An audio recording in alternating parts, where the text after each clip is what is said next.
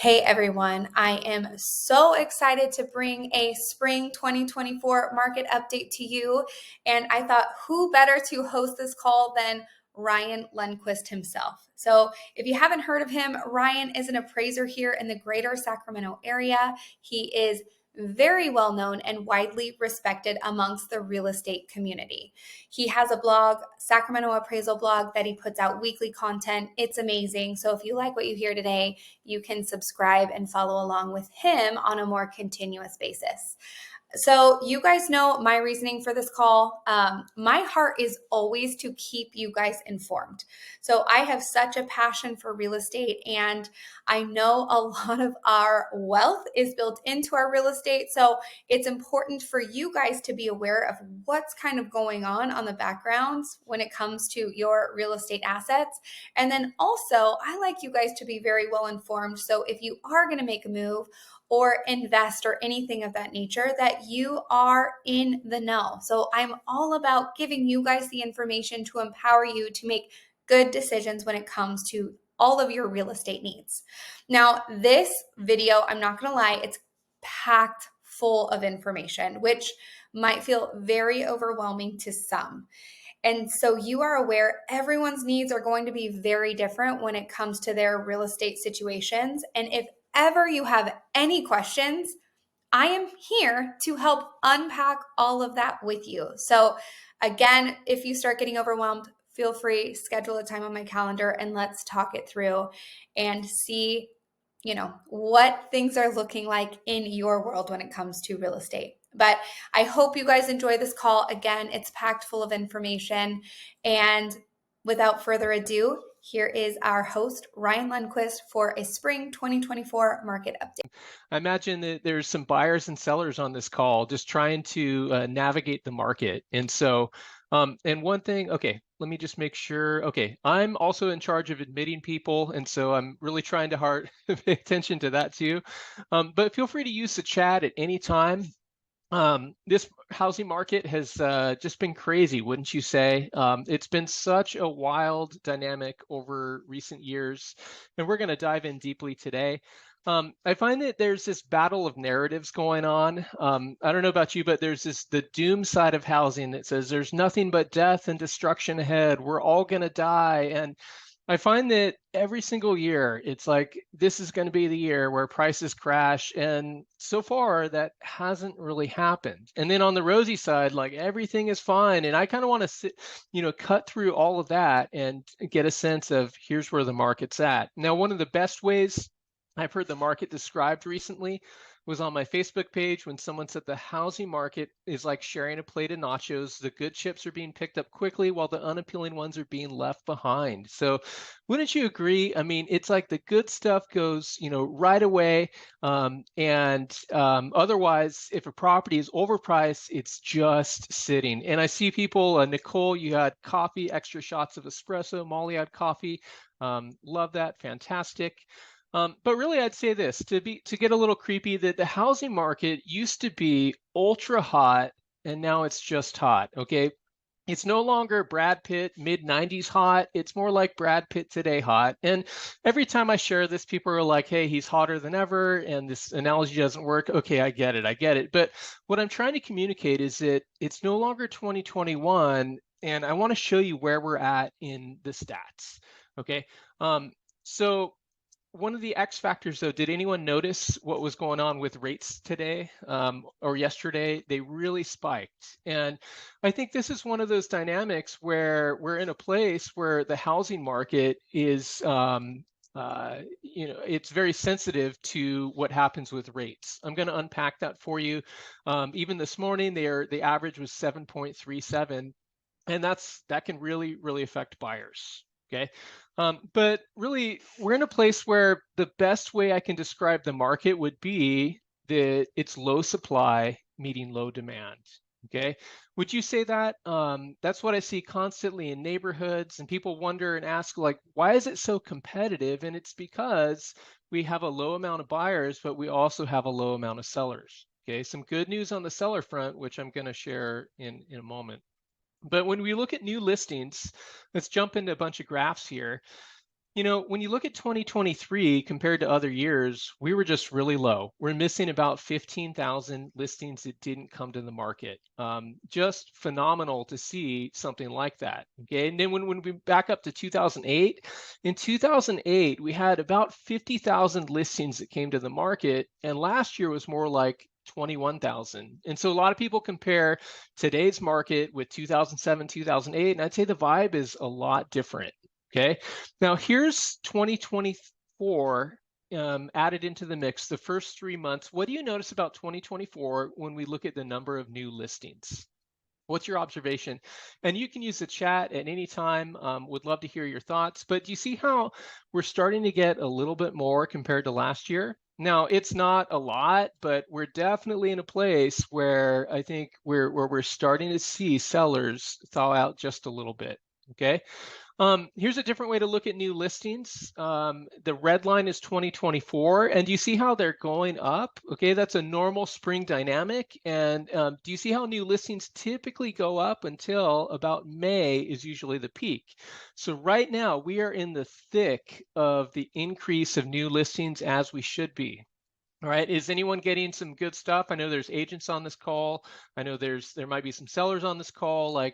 Are you getting stuff that's coming to the market that's good? Because I think buyers are starved for that good stuff. And Shannon, good to see that you had fresh pressed juice this morning. Congratulations. So are sellers sawing out? The answer is yes. Okay, here's a cool way to look at the market. And when you look at the red bars, those are 2024. And you could see compared to the black bars 2023 that we're starting to see more new listings every single month. And look at April so far is in progress. And it looks like if this keeps up that we're going to again progress past last year for April. That's really good news. Okay. And I think a lot of people online look at this and say, sellers are in a place where they're rushing the market. There's this tidal wave. I swear it's everyone on social media who's not paying attention to the market. They don't realize how tight it still is, right? Am I right? I think so. And so here's the best way I've come to describe the dynamic. We see a little bit of a release with sellers finally starting to list their homes, but you have this whole other dynamic, under the water where sellers who aren't listing. And so we're seeing more, but I think there's an asterisk there. Okay. Now, here's a really good way to look at the market where you can see the green bars. Do you see how that's what normal looks like, a normal level? And then we're still way lower than that. Okay. And I think that, let me see here. Okay, I'm just going to mute everyone because there's some people talking, and then you can unmute yourself if needed. So there we go. I got total power, got absolute power here, I guess. But do you see, I want you to pay close attention to this visual. Do you see what's going on here? We're in a place where pendings in 2024 in this candy cane stripe vibe, do you see what happened in February? Does anyone know why pendings in February were kind of lackluster? Because there's an important clue here that I think we need to really talk about today. Do you remember what happened with mortgage rates in February? They spiked, they went up. And do you know what buyers did at the time? They pulled back. And so right now, really this week, rates have spiked. And do you know what we could expect for buyers? Could very likely pull back a little bit. Okay. And do you see what happened in March with the number of pendings? Where we saw pendings recover in March because rates went down. And so it just shows that we're in a very rate sensitive market where the level of rates really matters to consumers. Okay. And I'd actually love to hear in the chat, what are you hearing from your buyers and what are you hearing from your sellers? Like, what are they saying about the market right now? I'd love to hear some perspective here. And basically, this is the cheesiest way I could say this, sorry, but more in 2024, more Taylor, more Travis, more new listings, more pendings, more new sales. That's what we want to see, okay? Maybe not the Taylor and Travis part, depending on where you're coming from in life, but so far, this is absolutely what we've seen, okay? Now, I'm going to show you March in a little bit, and there's some interesting stuff to consider there, but that's where we're at. Now, we're in a place where lifestyle buyers are the ones who are moving. And let me see here. I don't see the chat. Let me see. I don't know why it's not showing anymore, but I really want to hear what people have to say. So hang on just a sec. Oh, oops. I'm so sorry, guys. There we go. Okay, here's the chat. Okay. And I just screwed things up here, so I'll get this right again. So excuse me just a sec. Okay, can everyone see my screen again? So I hope so. It may be in the chat, someone let me know. Yes, So, we can see okay, it. thank you. I'm sorry. There's like 3 screens and I'm trying to manage letting people in. It's just a little nuts on my side. But what are you seeing in terms of buyers and sellers? Who is participating in the market right now? And I see Candace says, buyers are definitely concerned about rates. Absolutely. On the bright side, though, more are finally starting to get off the sidelines. I've seen that also. Joe says buyers are certainly payment rate sensitive. Caitlin says, I actually kind of feel like my buyers are coming to terms with the rates. I do think there's this acceptance where people have accepted rates. Now, there's also affordability where some people are like, look, I can accept that, but it's not in the cards right now. Okay. Um, but I really think it's the 4 Ds: death, disease, debt, divorce that's moving people. Now, some people would add diapers and diamonds if you want to have the 6 Ds to signify birth and marriage. That's fine. But I think that these are the main categories. I'm seeing a lot of people who are inheriting properties. It's more difficult to divide assets, and then those properties get to the market. Shannon says buyers wanting to wait it out until the rates drop. Absolutely. I'm hearing that too. And then I think a lot of buyers are like, but are they going to drop? Right. Um, Here's someone on Twitter a couple weeks ago who says, we just closed on our house yesterday in the Sacramento area. We waited and waited, but our need for a house outweighed the need to see what would happen with rates. And I think that there's a lot of people out there like that, just like we've been having a conversation in the chat right now, who are in a place of just having to, figure out, like, can I participate in the market right now? Okay. Here are the main categories that I'm seeing personally, and you can add, if you want, but there's a lot of reasons why people buy and sell. But I'd say leaving California, inheriting a property, divorce, investment, and buying a first home. I think those are absolutely huge. And Joe says job change for the better or relocation is making people move and buy. I totally agree. But I think the buyers and sellers on this call can, really look to their lifestyle and go, where do you want to be in life? Who do you want to do life with? And when is the right time? Okay. I often joke that, the right time to buy was for me, it was probably in 1980. The only problem was I was 4 years old. I wasn't ready to enter the market, right? And so I think that's the question that buyers always have to ask is when is the right time for them? Okay. Now here's an interesting visual. And in the chat, if you wish, who is working with first-time buyers? Because statistically, we've seen an increase in first-time buyers. You see in black, this is nationally. We've seen a real uptick in the number and the percentage of first-time buyers who are participating in the housing market. And so we ask, who are the buyers? It could very well be a first-time buyer. And sellers on this call, pay attention to that. Who is that buyer who's going to buy your home? Okay. Migration. Okay. Who is leaving California? What states are people going to? I would love to hear in the chat. This comes from the Public Policy Institute of California, and it goes through 2023. And what's interesting is that this is net interstate migration. So this is the difference between people who left California and people who came. And you could see basically from the early 90s onward, almost every single year, there's more people leaving than coming. Okay, besides 3 years. Okay, and so that's a normal thing. But what do we notice in 2023 compared to 2022? Do you see how the number kind of let up a bit? And so I think what we've been feeling in the trenches, you can correct me if I'm wrong, is that migration isn't as big as 2021. We're more in a market of holding right now. But still, if people want to move, guess what a big category is going to be? Leaving California. Okay. And Kaylin says total uptick in first time buyers jumping out. A lot of landlords are choosing to sell their homes, people moving to Idaho, North Carolina, and Texas. I can't tell you how many landlords that I work with on the appraisal side of things who sometimes try to sell their property directly to a tenant. And you know what I always say? You got to like work with an agent to advocate for you for the tenant. Like, do not neglect that. Okay. But that's a real thing. All of my clients are moving to Tennessee, as Candace said. Here's an interesting thing. The housing market right now actually has 80s vibes. What's incredible is that here's an article in the SACB from 1980 that talked about a worsening housing shortage. I swear, these articles in California, you can almost repackage them for future decades, right?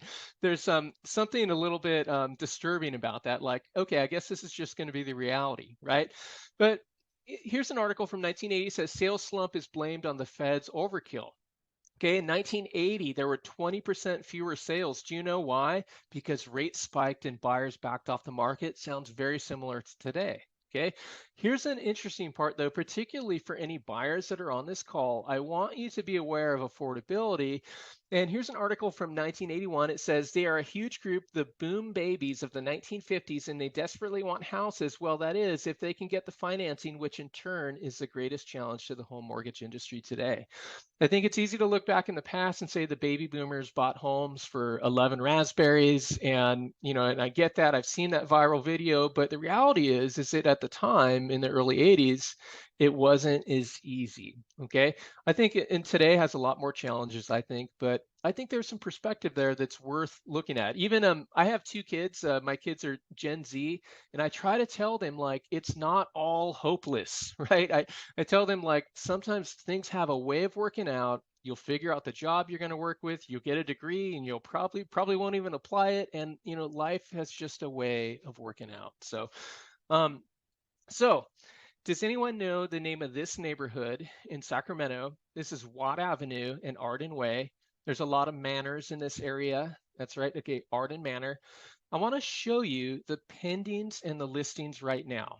Now, when I look at all the pendings and listings, there were 14 at the time. This is as of 2 weeks ago. And you could see that who is selling, there were 10 investors and there were 4 owner occupied. And so I think in today's market, who has incentive to sell, who has incentive to buy? These are questions that we ask. And for real estate professionals on the call, I think there's some implications for how you're positioning your business, who you're talking to in various neighborhoods, because maybe it's the investor selling, maybe it's the owner occupants. And same thing with on the buy side, pay attention and, this might be meaningful. And so Joe says, I see headlines saying median prices are declining. Do you believe this is not values going down, but more homes in the entry level category being sold? We'll get to some of that. And if I don't fully answer your question, let's revisit that later because I have some stats to share. Okay, good question. Here's the College Glen neighborhood in Sacramento. And again, what are the dynamics here? And when I look at these sales, the financing, 54% conventional, and you can kind of, go down and down. It's not all cash, but to me, the interesting part, there were 4 recent cash purchases. And then look, here's an investor from San Luis Obispo, an owner in Lincoln, owner in El Dorado Hills, or an owner in Arden Park. So at least, there's some interesting dynamics. Who is buying and who is selling? The answer is going to be different in every single neighborhood. Okay. Now, let's jump into a bunch of graphs because what do you notice about March 2024 compared to March 2007? This is the months of housing supply. Sacramento, 1.3 months means that if nothing else came to the market, we would have enough listings to satisfy 1.3 months of buyers. Way different vibe, right? Can you imagine what it would feel like to have 7.8 months right now? That would be unbelievable. But when we look at March closed sales, and then I want to show you 2007 and 2021, I have a really cool image to share in a few slides. What do you notice? About 42% sold below the original list price, about 45% sold above. Okay, I know sometimes people look at this and they freak out and go, man, like 42% sold below, there must be something wrong with the market. No, this is a Brad Pitt thing where it's not as hot as it was in the 90s, but it's still hot, which I'm going to show you. Now, when we look at March of 2021, what do you notice? Do you see how in 2021, 72% of properties sold above the price? Okay, and then only 19% below. And so it was a much, much different market, right? And like I said here, much different between the 2 years, much different between the 2 years, by the way. Who are my Breaking Bad people? You are my people, you're my tribe. And much different whether you work in real estate, appraisers, like it's a fundamentally different market. Okay. But when we look at 2007, do you see what's going on here? Where we're in a place of a lot of people are like, the market has crashed and it's 2007 again. But you look and go, look at 80% of properties sold below the original list price, almost twice as many as today. It's a really different vibe. Okay. Now let me back up. I want to show you, what does normal look like? Do you see the pre-2020 normal, where we could see that at this time in March, it's normal to see almost 37% of properties sell above the original list price, normal to see almost 49%. And so do you see today how we're a little bit more elevated from that time? And so I would say that the market is still hot. It's still more competitive than usual. But you know what's happening in a lot of the stats? We're getting a whole lot closer to normal as we get way, a lot further from 2021. Okay.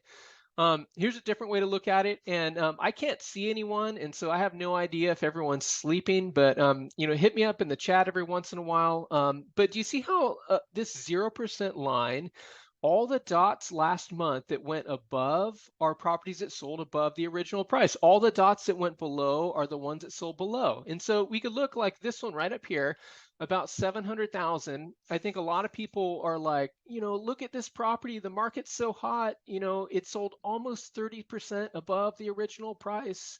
And that's nice, but do you know what? It was probably priced about 30% too low. Or sometimes we look and here's a property at about 1.1 million, sold almost 30% below the original price. Do you know why? Because the market was probably priced about 30% too high, right? And so I think that I just always remind people with a visual like this, just that we can't paint the narrative with just one property. Okay, we've got to look at the whole entire forest, not just look at one tree and say what the market's like. Okay, there's a guy on Twitter who all he does is he shares individual properties that have sensational price reductions. Okay, and because it's all about doom, it gets clicks and it gets excitement. But I look at the market and go, there's a lot of stories going on, and a lot of it depends on the original pricing. Okay. Kaylee says, I feel like headlines are one of our biggest adversaries. Rarely do they reflect our hyper-local market and stats. I agree. And, one of the things to watch right now, there's been a real increase in the number of listings in Florida and a little bit of similar vibes in Arizona in different markets. And that's not what we're experiencing here in Sacramento. And so I think we have to be careful to not project what's happening somewhere else on our own market, right? I talked to someone on Twitter today, an agent, and he says, I'm dealing with a seller with multiple offers, not happy to get 25,000 over and wanting to wait for more. And so I think it's just comedy. Just the greed is just unreal sometimes. But I think that seller needs to recognize is that we're not in a market where you're going to be getting 15 offers in most cases unless you price incredibly low. And this is probably a situation where if you want to go 25 over asking price 25, 30,000 too low. Okay. And that'll get you what you need. Okay.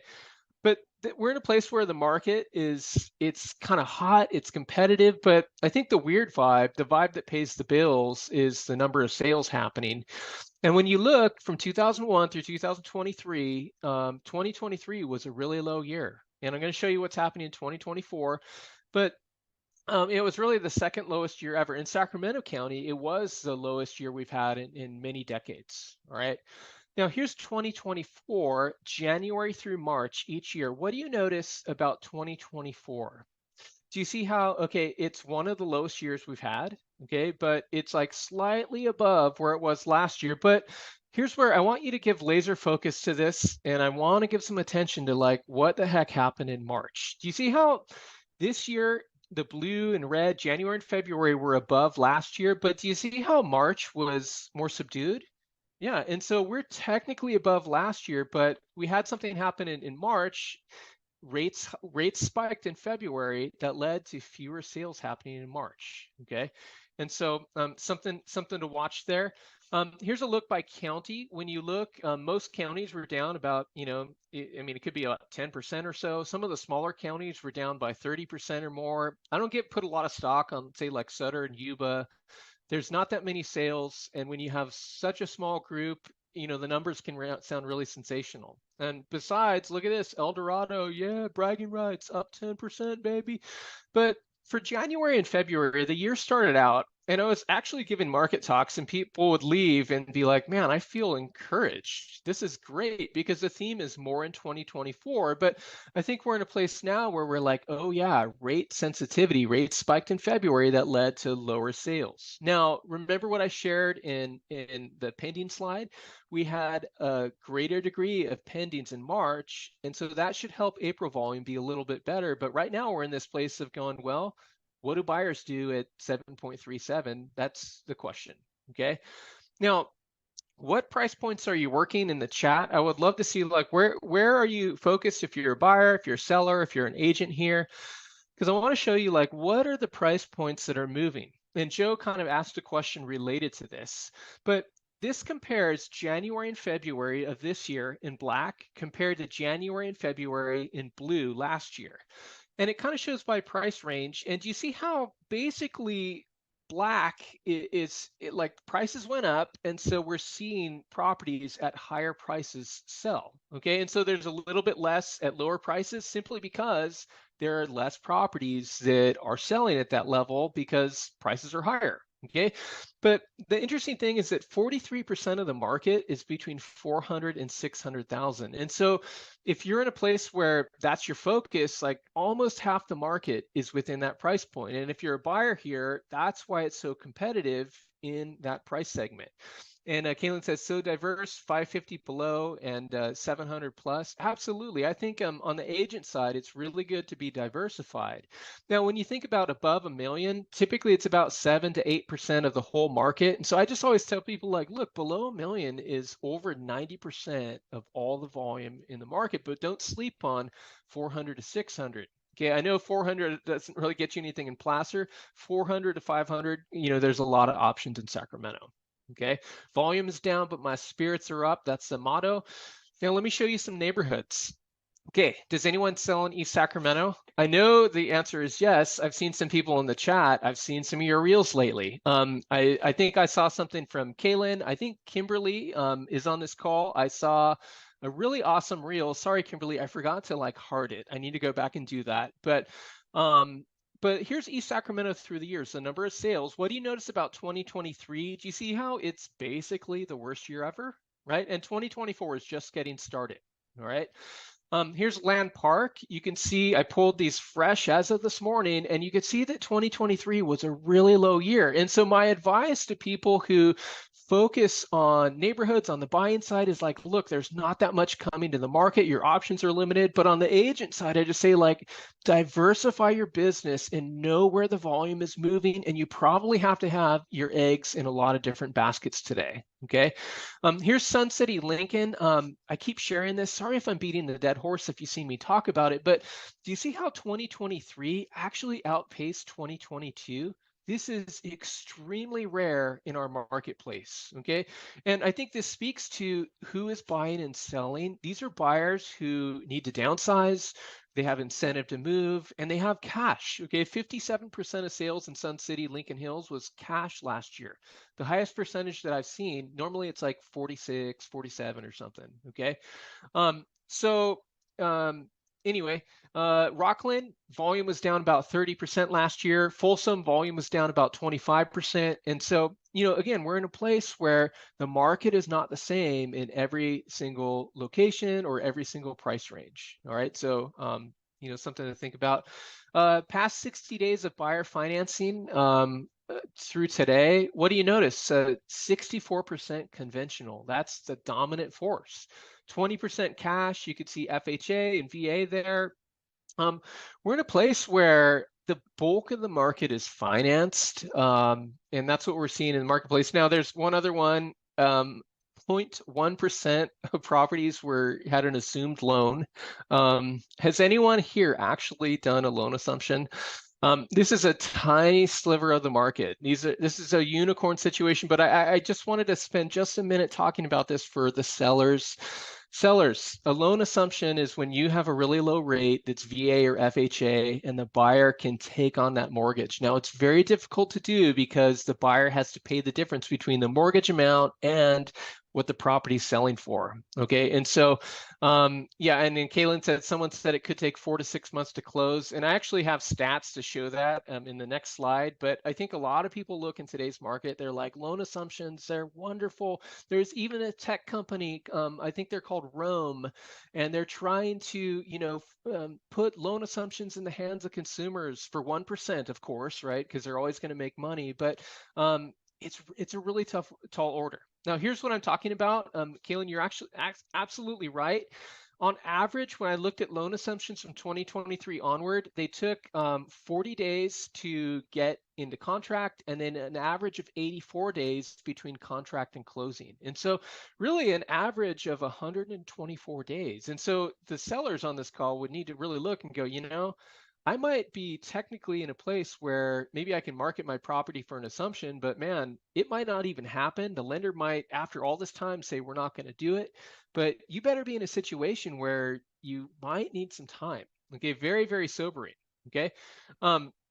So how much cash is in the market? Let me show you what's going on with that. Does anything surprise you here? Here's this, as of this morning, we can see 9 different local counties, the percentage of cash in the region.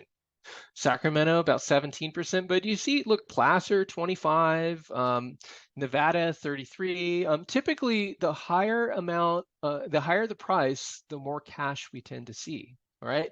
Now, here's a different way of seeing this. I really like seeing this.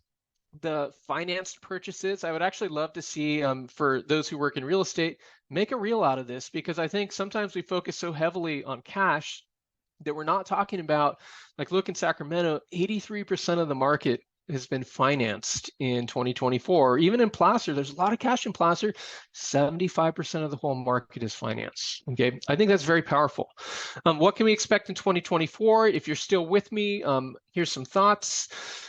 Here's February to March stats, and we're seeing all the normal things that we would expect to see for the spring. And so I'll have images like this for 9 counties out next week. I have just the region on my blog today, but do you see what we're seeing? An uptick in prices between February and March, and more sales. You're seeing it's taking less time to sell. So these are things that, like, we would all expect to see at this time of year. All right. Multiple offers, the percentage typically peaks in May or April each year. Okay. And so right now we're in a place where we're going to see the percentage of multiple offers peak. Like it could be this month in April, or it could be in May. All right.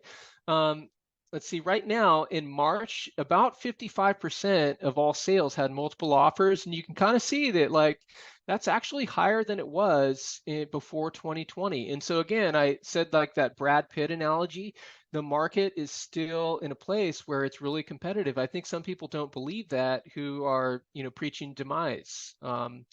So the verdict is in. It might be overpriced. If it's overpriced, it's not moving. Let me show you what's going on with days on market in just a sec here. But here's multiple offers in April and beyond.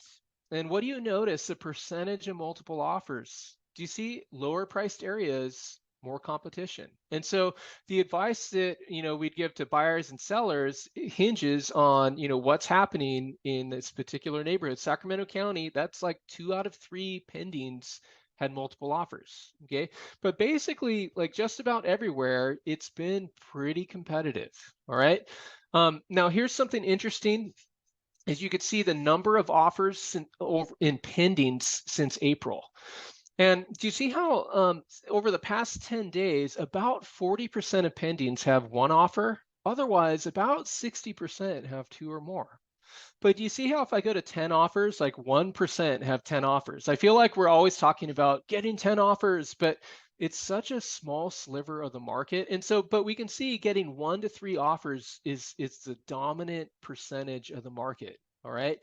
Now, what are you seeing with concessions? If anyone's, in the chat, I'd love to hear, like, what are you seeing buyers get for concessions from sellers right now? Because I'd say that concessions have actually been going down, but what could we see? They normally go down in the spring, but what could we see more of with rates 7.37%? Do we think that sellers might need to listen to buyers? I think yes. Okay. Here's an interesting stat. 36.5% of sales that had multiple offers in March um, they had concessions also. And so about a third of all these properties that had multiple offers in Sac County, the seller still gave something to the buyer. And so I think that's pretty powerful. And Caitlin says, again, so diverse, 2 offers, same week in different price ranges.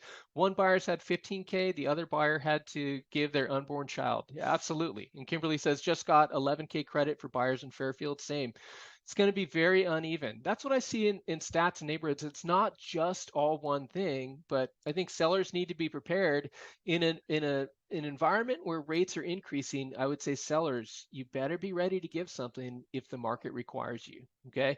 Here's an interesting one, and I don't know, I can't see anyone, so I have no idea if like people are like, hey, this is awesome. I can't see your eyes, but these are concessions, the dollar amount of concessions in just Sacramento County, but this is only for properties with multiple offers. And I just wanted to show this point that, you know, even with multiple offers, about a third of the time, 36%, the seller gave something to the buyer. But I talked to an unrealistic seller the other day who was like, they were expecting on the buy side that they would get about 30 grand back from the seller when they go to the buy side. I'm like, that's ridiculous because it just doesn't happen. But you can see in Sac County, look, there's one Lone Ranger that got a $25,000 credit, but look at the bulk of it, you know, around 400,000 to 600,000, you know, there's a lot that get, you know, somewhere under 5K. And then you could see under 10K, there's more, but really, you know, above 10K, it starts to not be that much. Especially like above 15 and 20K, and so I think sellers just sometimes need to see stats like this to say, you know, I might need to give something, and if this is what gets the deal done, I've got to commit to it. And here's you know, a 1.275 million for, you know, here's this credit for like $2,000 for whatever the heck that was. Here's, you know, 1.7 million, a 10K credit. Like, I don't know what that was, but it was something that got the deal done, right? Now here's, it's for repairs, I'm sure, absolutely. Usually when I see a credit at 30K or so, it's often for like a roof. It's not just for, you know, closing costs in my experience, especially above $1 million. And Candace says sellers credits can really help with affordability when applied to temporary buy downs. Agreed, agreed. And those are things that we want to inform buyers on. How do you navigate this market? It's early 1980s vibes where you're like, man, I want this, but I'm struggling to afford. Like the agents on this call, you are the mouthpiece to walk people through. Now, here's the median price in the Sacramento region in dark blue and California in light blue. What do you notice? Similar vibes through the years, right? And so the dynamic that we're experiencing in Sacramento is very similar to the rest of the state. Here's let's see, median price or average price in blue, median in black, and average price per square foot in red. Do you see how they're all going up, you know, from after January? And so we're in a market where we're seeing prices uptick for the spring. It's not dramatic like it was in 2021, but we're seeing an uptick. But do you also see how like we're starting to get closer to where the peak was in May 2022, right? Through today anyway. Now here's a visual from January 2004 onward, and every year, do you see that black bar? That's January, and we're in a place where, do you see how every year how prices typically go up after January? And that's the exact vibe we're experiencing. I would say normal seasonality, nothing crazy, right? Is that what you're experiencing in the trenches? Like, okay, not massive price appreciation, but just a little bit. That's kind of what I'm seeing on my side statistically and the appraisal side of things, okay? Now here's the median price and in March of this year. And do you see how it's above March of last year? By a pretty good chunk. Now, remember last year was kind of subdued. We had a really dark fall season. And so it gets to be an awkward comparison. But have you noticed when you pull comps from 1 year ago, they're probably higher. Okay. But have you also noticed if you're pulling comps and looking at 2022, they might still be lower. Okay. Now, the median price isn't the perfect way to see the market. I'm just saying that in so many cases, this is what I'm seeing in neighborhoods where, you know, there was this huge decline after 2022 and then a rebound, and we're not quite back to the very peak. Okay. And so we'll see what happens ahead, especially with rates going up. That could put some downward pressure on prices if we start to get more supply. Okay. But when you look 1 year ago, we're up about 5 to 7%. And, that makes sense when you look at a visual like this. And, you can look at all of these, like we have more supply. It's actually taking less time to sell today. There's a lot of things that, we could look at. Okay. Now here's 9 counties from 2018. And I love looking at the market like this. All these counties are so different, but do you see how all these counties have been moving and it's like an orchestra together and the music is happening, all ships rise and fall with the tide. And here's all 9 counties from 2012 onward. Do we see how they're all basically doing the same thing? Okay. If you're looking at housing data for a county like Yuba, Sutter, Yolo, or even Placer, sometimes it's really tough to see where the market's at just because there's not enough sales. But I just say pay attention to other counties, pay attention to Sacramento. Very, very important. Okay, here's Sacramento and San Joaquin since 1991. Do you notice what's happening? Yeah, very similar, right? Let me add Placer into the mix, and Placer's above. Do you know that homes on average are about 400 to 600 square feet larger in Placer every month than Sacramento? So we wonder that's one reason why prices are higher. Here's California, and then in gray, and then here's San Francisco. Like, holy heck, what is going on here? Hey, the best time you should have bought in San Francisco, you should have bought in the early 90s, okay? I know some people on this call weren't born. I was in high school. It wasn't the right time, right? But I think a lot of people, and I'm going to start to wind things down. I want to talk about prices and a couple other things, and then we'll end this sucker. But a lot of people are looking and they're in this place where, okay, prices are going to crash. They're going to go down. And it's this moment in the movie Braveheart, hold, hold, hold. If you know what I'm talking about. If you don't, you have to watch it on Netflix. But we're in a place where you look at prices from 1975 onward. Here's a Freddie Mac price index. And do you see how it's sort of gone up and down, up and down? Absolutely. And so I think we're in a place where, and let me adjust this for inflation. Do you see how it's like these up and down cycles? Yeah, and look at 2019. It looked like the market was starting to turn over, right? But then mortgage rates went below 3% and then prices went berserk. And so it's been an uncharacteristic market. And right now it feels very stuck because we have sellers that aren't coming to the market, right? If we had a normal supply of listings, like 30% more new listings that were hitting the market, like prices would be going down. But the market feels very stuck because a lot of sellers are like, hey, I'm comfortable with my rate at 2.7%. I'm not going to sell, or I can't afford the market. And so it's kept the market, I think, artificially tight, right? Who knows what happens in the future? We really need more supply to see a more substantial change in prices. So that's the bottom line. Okay, it's a presidential election year. I would say that I'll share the PDF and get it to anyone who wants it. I just say that rates don't change one way or another just because it's an election year. This is true of mortgage rates, and you can check out that slide later. It's true of the federal funds rate. That's the rate that the Fed changes. It's all over the place with what happens with rates. Now, this year, a lot of people think that rates will go down before the election. They certainly haven't yet, and so we'll see what happens. Let me skip some of that stuff. Market speed has changed. What do you notice about Placer when we look at sales and pendings and actives? Do you see how there's properties that are sitting on the market with no action, but anything getting into contract in April, like, you look at this median, half the market got into contract in 9 days or fewer. Okay, and you look, it's pretty aggressive in April for closed sales also, but you can kind of see it's like the stuff that's getting into contract can go quickly.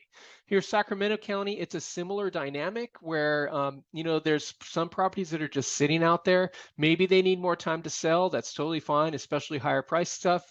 Often needs more time to sell. But look at this. Anything that's getting in like half the market, 8 days or fewer in April, like basically a week. Okay, but otherwise, I tell sellers, like, look, you might be spending a few weeks on the market pretty easily. Look at Placer. You might be spending about a month on the market on average. because it's no longer 2021 where everything is going in a week. Okay. I'm going to skip through some of this. You'll check that out later. But this is what buyers would look like when rates do eventually go down. Unfortunately, they just haven't gotten to taste that. I think buyers are really hungry for that. And, maybe they will eventually. Okay.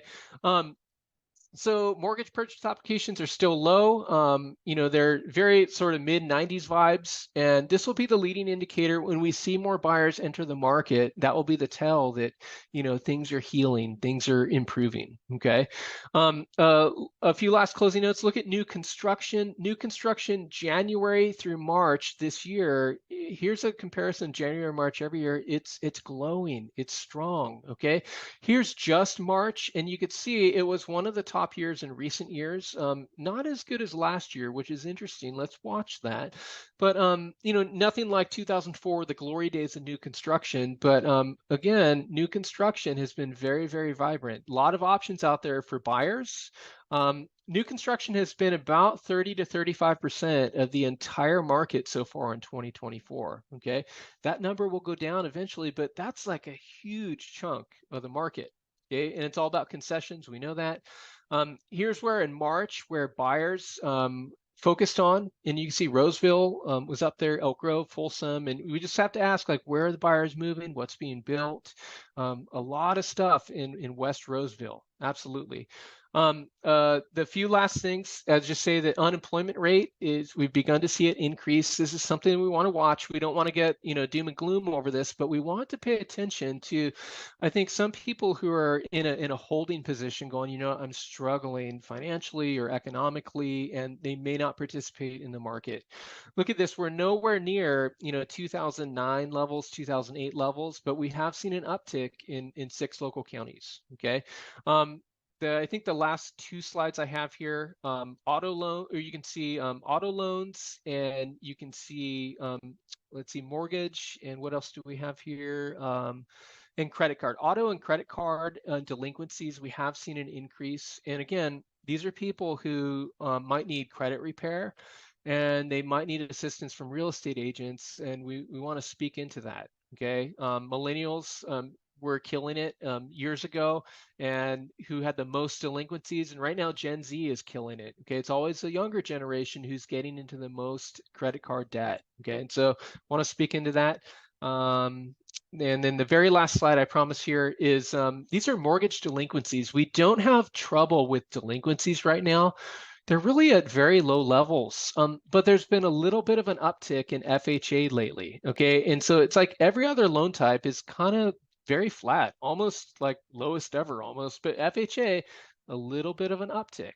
Okay, do we notice how FHA is higher than anything else? Yeah, and so that may be why FHA, has permanent mortgage insurance. Okay, so just say, closing unsolicited advice, be patient. We need time to see the trend. Plan for low volume and low supply. Hopefully more than last year. That's been the encouraging news so far.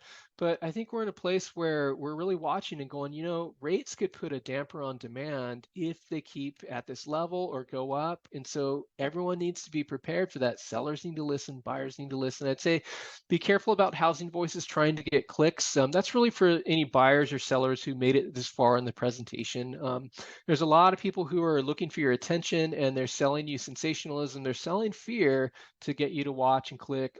I just don't buy into that.